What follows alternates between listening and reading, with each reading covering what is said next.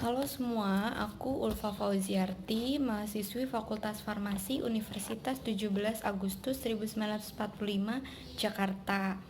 Kali ini aku akan menjelaskan mengenai identifikasi sulfonamida. Sulfonamida atau lebih dikenal dengan sulfa merupakan suatu obat yang berfungsi sebagai infeksi bakteri. Mekanisme sulfonamida adalah dengan mensintesis asam folat di dalam bakteri. Sulfonamida digunakan sebagai obat kemoterapi biotik pertama untuk pencegahan dan pengobatan antibakteri. Untuk mengidentifikasi sulfonamida, kita harus mengetahui beberapa golongan sulfa dan juga reaksi yang bisa kita gunakan. Bisa dilihat pada gambar, di sini ada sulfametazin, sulfanilamid, sulfaguanidin, sulfacetamid, sulfaniazid, dan juga sulfamerasin.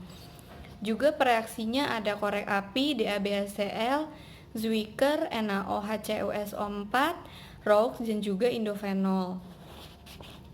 Bagaimana cara melakukan pengujian pada reaksi-reaksi tersebut? Di sini aku akan menjelaskan 3 golongan sulfa dan juga 3 reaksi. Untuk sulfanya, sulfaniazid, sulfamerasin, dan juga sulfanilamid. Untuk reaksinya ada korek api, DABHCl, dan juga CuSO4. Oke. Hal pertama yang harus kita lakukan untuk pengujian sulfonamida adalah uji organoleptis. Uji organoleptis meliputi bau, rasa, bentuk, warna, dan juga kelarutan.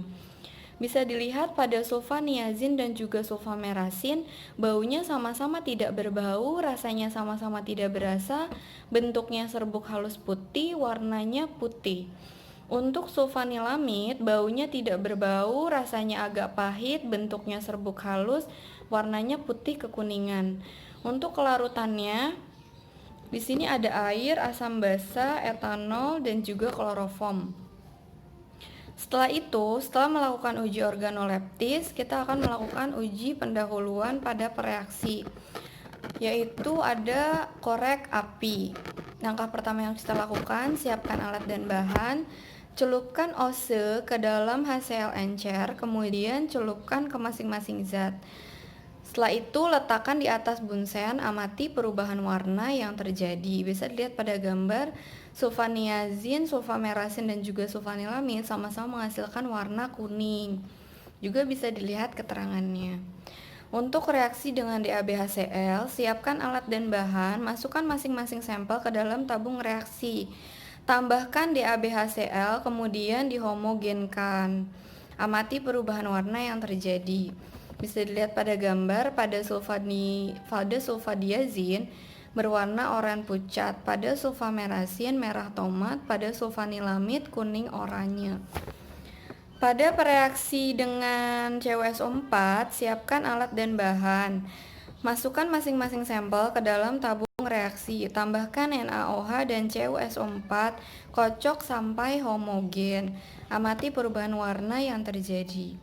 Bisa dilihat pada gambar, pada sulfadiazin menghasilkan warna biru menjadi endapan ungu. Pada sulfamerasin, endapan hijau menjadi endapan putih. Pada sulfanilamid, endapan biru menjadi endapan putih. Seperti itu teman-teman, cara mengidentifikasi. Selanjutnya aku mau jelasin bagaimana cara melakukan pengujian dengan reaksi ROX, Zwicker, dan juga indofenol. Oke.